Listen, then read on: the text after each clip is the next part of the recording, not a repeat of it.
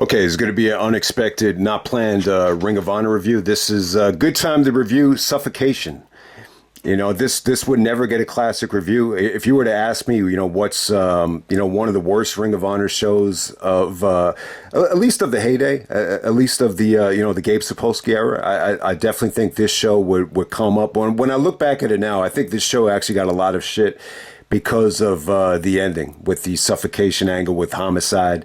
I actually thought the show was pretty damn good. If this was like the worst show of 2006, it's pretty damn good. But there were some Ring of Honor shows that you could consider bad. I don't think any of them are really bad. Like until you get to when Jim Cornette was taking over. So to me, this is nowhere near the worst Ring of Honor show ever. If you want to argue that's the worst show of 2006, I definitely think that's fair.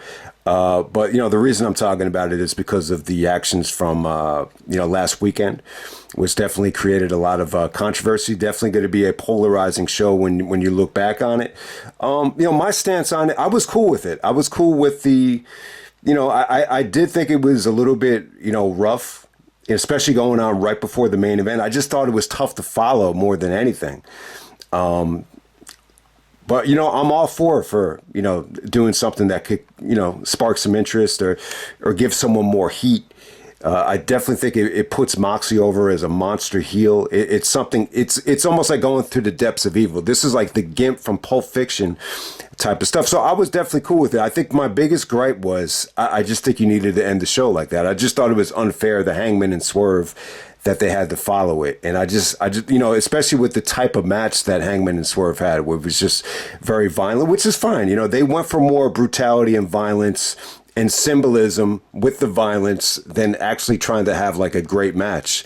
And I just think it would have came off better, had they done that match before, this big turn with the Blackpool Combat Club.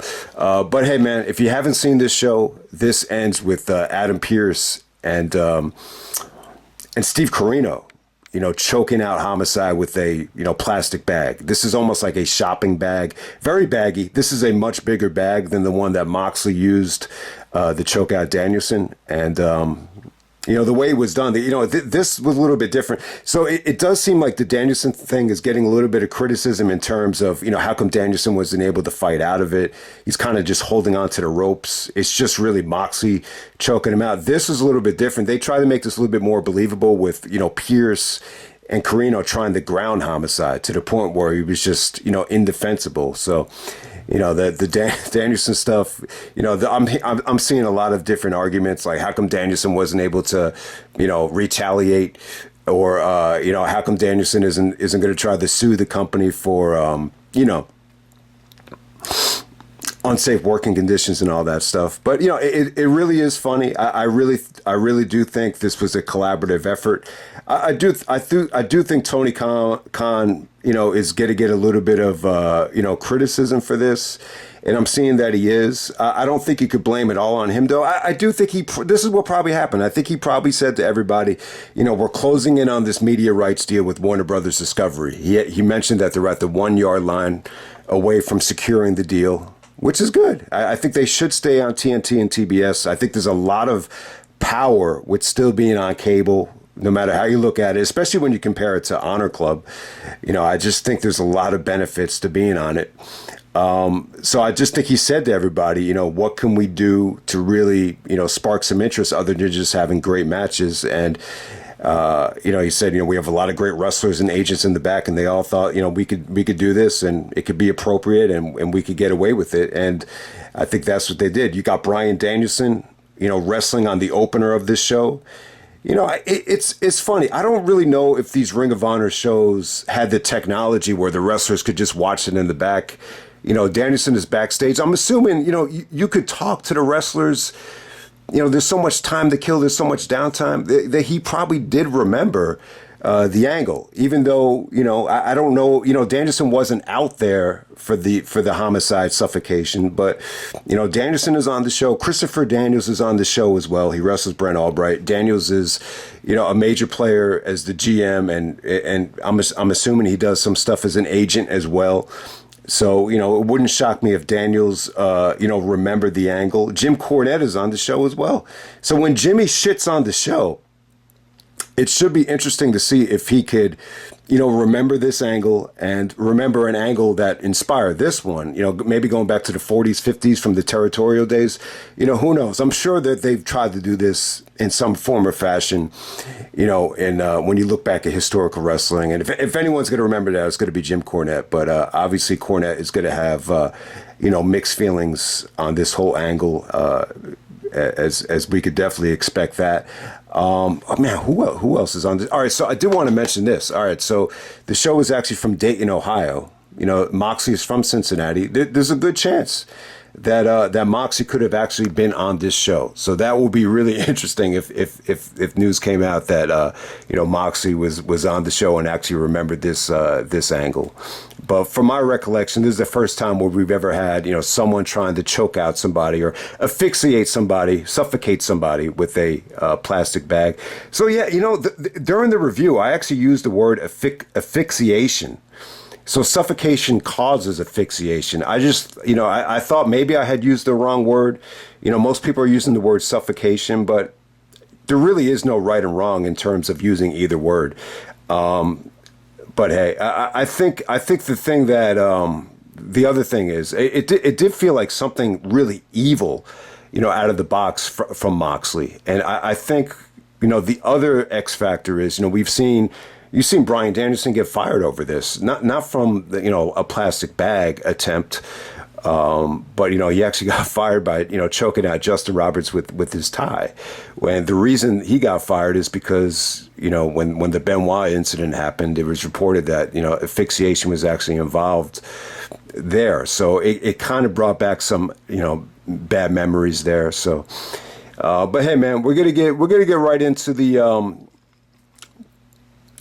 the actual show here. This isn't really going to be a long review. I'm not going to bore everybody with an in-depth review here. But yeah, let's go back to it. This is October, and then I'll try to follow up on some other stuff. And I know some people don't like it when I try to tie in, a controversial AEW pay-per-view with the classic Ring of Honor show. But just keep in mind, last time we did it with the Punk stuff, that was a great show. That was one of the best shows of 2003. Bitter Friends, Stiffer Enemies. Suffocation it's not a great ROH show. If anyone watches this show, it's really just a house show to build storylines. It was pretty damn good when I look back on it now. Like it really is a solid show. I do not think it's in contention for worst Ring of Honor show ever. If you want to say it's the worst show of 2006, they really ran into this, period in 2006 where, it was just kind of a lot of shows, and it was tough to produce great matches with, Bryan Danielson being injured, and, you're still building to Homicide as champion. So I think this was kind of a rough stretch for Ring of Honor, but I still thought the show delivered. I mean, is there such bad thing as a Ring of Honor show during the Gabe Sapolsky ever? I just think, at the time, some shows just didn't feel as important. And this is kind of the time where I did feel like, they're kind of running into those roadblocks where, Gabe even said it, that he felt like they were running too many shows. But we're going back to October 27th, 2006. This is from Dayton, Ohio. You got about 400 in attendance. And, you get Samoa Joe in the main event. It did feel like Joe was really drawing a lot of extra fans to the shows. Even if you just stick him in a tag match, it still felt like, Joe was coming to town. Like that's kind of the feeling that I got. I know 400 isn't a lot, but it did feel like a full arena for Dayton. But yeah, let's get right down to it, man. The first match tonight, you have Bryan Danielson taking on Sal Rinauro in a non-title match. This only goes about 5 minutes. Danielson hits a small package. That's what I was saying, man. It was tough, to really create a lot of great stuff in the fall of 2006 with Danielson being injured. He's trying to wrestle through a shoulder injury. So clearly he's, saving some energy up to wrestle Joe in Chicago the next night in what was actually a non-title match. So yeah, Bryan Danielson is in the opener here. So let's keep that in mind. So, I'm sure Danielson definitely did remember, what transpired in the main event here. So, and that's the other thing too. I think because it's Danielson getting suffocated with the bag, I think it probably, it probably made more people feel uneasy about it. Like if it was like QT Marshall or, who knows, give me another guy's name. Maybe like an Ethan Page, who's NXT champion right now. It's like anybody else other than Danielson, it probably wouldn't have got, such a mixed reaction. I think that, that's the other point I wanted to make about it. All right, next up we have Shingo actually defeating Jimmy Rave. Solid match right here from Shingo. Shingo was really on an extended run here. He's really like the first Dragon Gate USA guy to really get like an extended run, very similar to the way Go Shiozaki got or, Morishima got. So Shingo over Jimmy Rave, it was okay. I think one of the issues about this show is, they really, everybody here really had a tough time feeding off of this crowd, for whatever the reason. So if the show does get a lot of negative publicity because of the the suffocation angle, it does seem like a lot of stuff really did drag, especially in the beginning of this show. I thought the show actually got off to a rough start. All right, next up, the Irish Airborne actually upsets Colt Cabana and Jimmy Jacobs. This is another match that just really didn't get going for me. They're trying to tell the story of Cabana, kind of ending up with Lacey here. He's looking up Lacey's skirt. So they give you like a little bit of clues, very similar to like, Hogan and Elizabeth, but when the Mega Powers split, a little similar to that. And Lacey actually kisses Cabana just to piss Jimmy Jacobs off because she's upset at Jimmy for, losing here. But yeah, this is slowly building up the Cabana and, Jacob stuff, which I kind of forgot was actually over Lacey. Next up, we have Christopher Daniels taking on Brent Albright. I think this is actually Albright's Ring of Honor debut. It's funny, the fans are actually chanting here, Albright's all right, which is funny, man, because, I don't know, that's almost like, it's not really like a positive chant. Like, what this chant reminded me of, and it's really the only other match I could think of. When Danielson wrestled Albright, I think it was at Proving Ground 2008. There was a chant. It was "This is decent," which is it's not really the chant that you wanted. And if the word "all right," and sometimes there could be like a negative attached to it. Like Jay-Z, for example, like when he's dissing Nas, he said he had one hot album, Illmatic. The other was it was all right. Like I think Jay-Z said it was written was all right. The other two albums were trash, which I guess would be I Am and Nostradamus. But the way Jay-Z said the other was all right. It was just all right. So Albright's all right is kind of I don't know if that's the reaction you wanted for Brent Albright. He did look pretty good here, but it wasn't like anything special. Daniels is able to kind of outmaneuver him for the finish here. But yeah, I think some of Albright's submission work looked pretty good here. Daniels is really good at, trying to get guys over that are trying to make a name for themselves. So this is definitely one of the better things of the night. It wasn't bad. Next up, we have Roderick Strong, Chris Hero, Mark Briscoe, and Tank Toland in a four-corner survival match. So yeah, really the only time I remember Toland actually wrestling. They he didn't look bad here. He just didn't get to show a lot. There were moments here where Hero was trying to tag him in, so you definitely had some reaction between Hero and Tank. It does seem like they knew each other. I mean, that's probably why Tank was in the stable. This thing did not get going for me. If it wasn't for Roderick, man, this thing would have been boring as hell. Roderick really brought some life into it. He makes Hero tap out. So they're trying to build up to an Aries and Strong rematch against the Kings of Wrestling. Aries wants to get his revenge because, they used a Halliburton to damage his injured ribs and he's coughing up blood. So Aries comes out to make the save. Then we get an impromptu match between Aries and Claudio, which was good. Aries and Claudio had a good. So you got to remember, Claudio was actually on this show. So, there's multiple guys from the Suffocation show that are involved in the angle. I mean the two guys would be Bryan Danielson and Claudio Castagnoli, obviously. But yeah, this was pretty good, man. Aries was really over. It was really intense. Aries brought his A game. I thought him and Claudio had a good match. You get a nice clean finish with Aries going over with the 450, but not a dull moment. This really was the only match up to this point where the fans are just engaged from start to finish. So good stuff there. Next up, we have the match of the night. We got Davey Richards taking on Jay Briscoe. They get a solid 15 minutes. Great stuff This didn't get too much time. This got, just enough time. Very stiff, very athletic.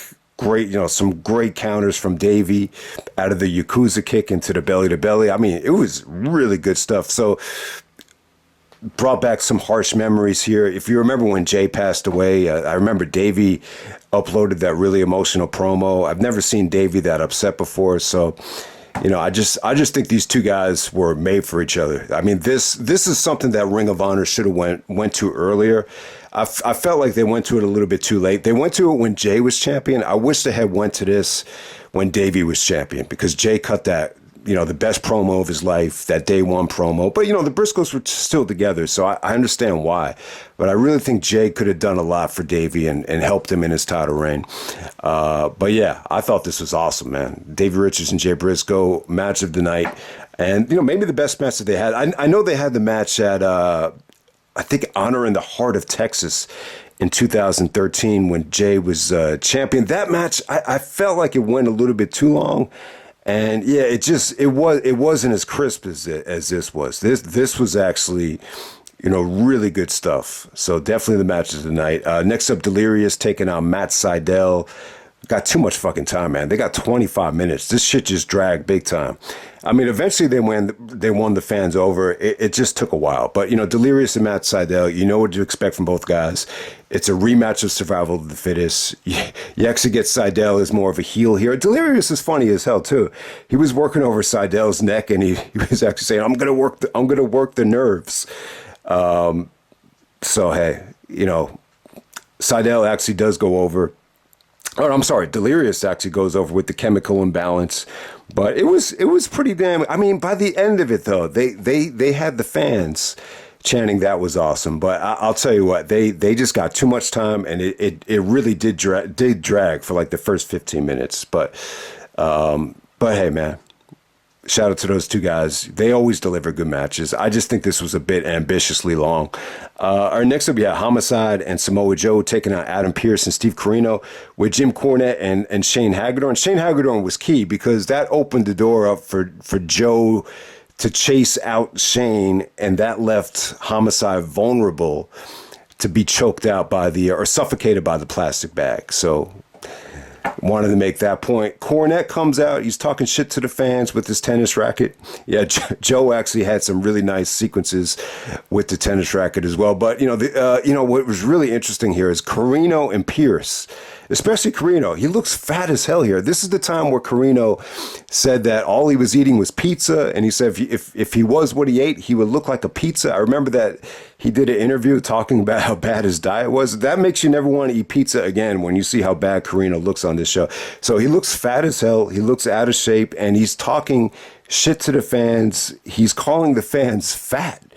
He's fat shaming the fans while he's like, just as fat as anybody in the building. It's hilarious. And so is Adam Pearce. Adam Pearce was much fatter back then as well. So this is a weird promo. You get to see two fat guys, or two fatter wrestlers, fat shaming the audience. So I wanted to make that point. And kind of a weird, Corino's a little bit weird, man. Remember that show from Supercard of Honor? He's like, Japanese photographer down.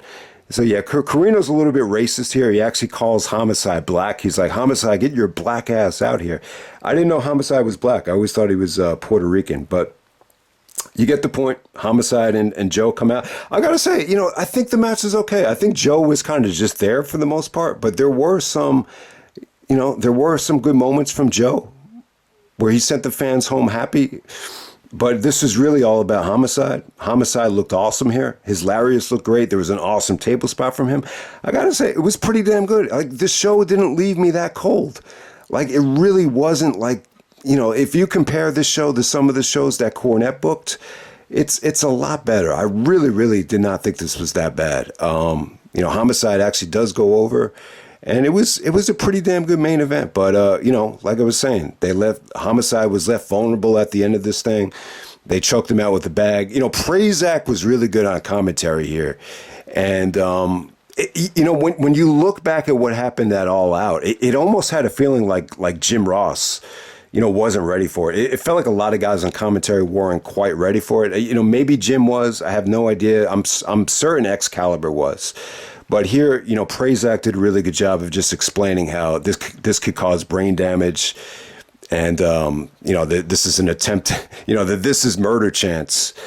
You heard that. So in some ways, I think execution wise, because of AEW has got great production values, and I just think Moxley came off like a vicious heel, evil heel. I just think execution wise, I think what we saw it All Out was a lot better. In this type of environment, especially like watching this on DVD for the first time, I really had no memories of this. It just really wasn't that memorable. I did remember Homicide. I do remember the show Suffocation. And if you were to ask me, like, how did this show play out? I was like, oh yeah, they probably suffocated Homicide. But like, I don't really have like memories of it where it struck a nerve. What we saw last Sunday, it struck a nerve. It hit a chord.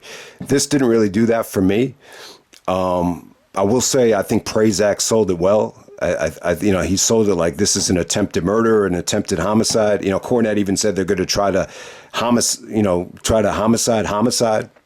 before the match started, and that's exactly what they did. The funny thing is, it's actually the paramedic Davey Richards that comes to the rescue and takes the bag off of Homicide.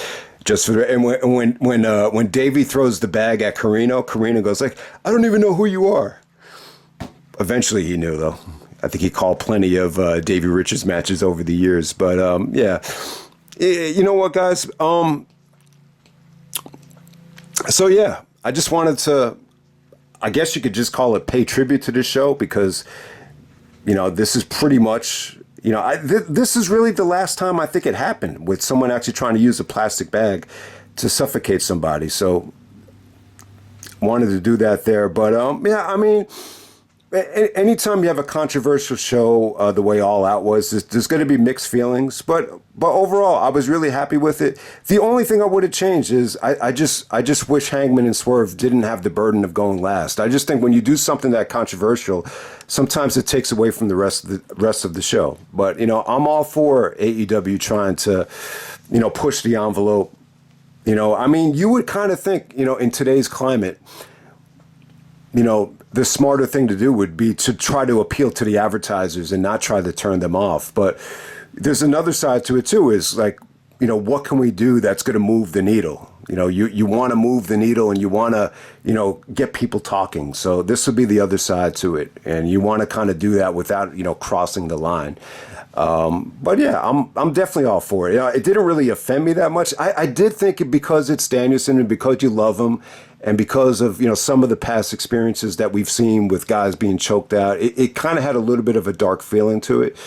But, if you want to put over Moxley as a monster heel, that's fine. I just wish they would have closed the show with it. I just think this was so viciously like evil that I would have closed the show with it. That's the only thing. And, some of the criticism of Hangman and Swerve, I said that the chair shot got a negative reaction. I didn't mean like I didn't want to see the chair shot. Like if they were willing to do it, then that's fine. I'm just saying, I just felt like the crowd, the reaction for the chair shot was like, it was totally different than like the ECW days where, they actually got off on the chair shot. I just felt like the crowd just didn't want to see it. That's all I was saying about it.